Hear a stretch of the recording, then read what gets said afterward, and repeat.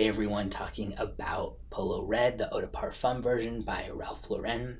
The notes in this are on top red grapefruit, ginger, and cranberry, lavender, clary sage, and cistus in the middle, and in the base, rich woods, which is guaiacwood oil, cedarwood oil, and benzoin, opoponax, and musk. So I like it, but it is one of my least favorites in the red line. It just gets really intensely ambery to my nose to the point where it just feels overwhelming and sort of thick and cloying.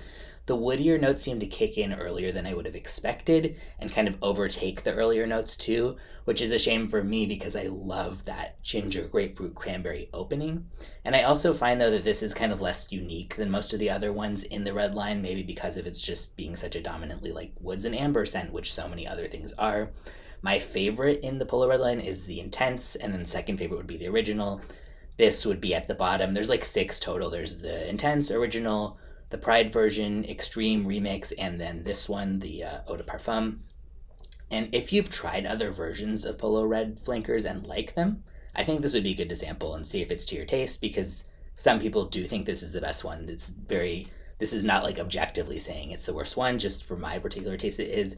If you haven't tried any, I would definitely start with sampling the original Polo Red, the Eau de Toilette version, before moving on to this one.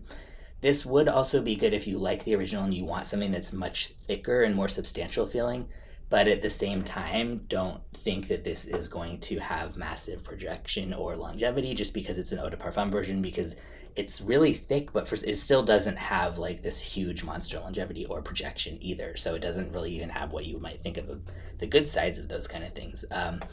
So this is $75 around that for a full size. So not a cheapie, but also obviously not like niche prices or anything like that. But yeah, I would say if you really just kind of have to like a more classic woods, really strong amber, definitely a little bit of like powdery lavender and kind of herbal sage in there.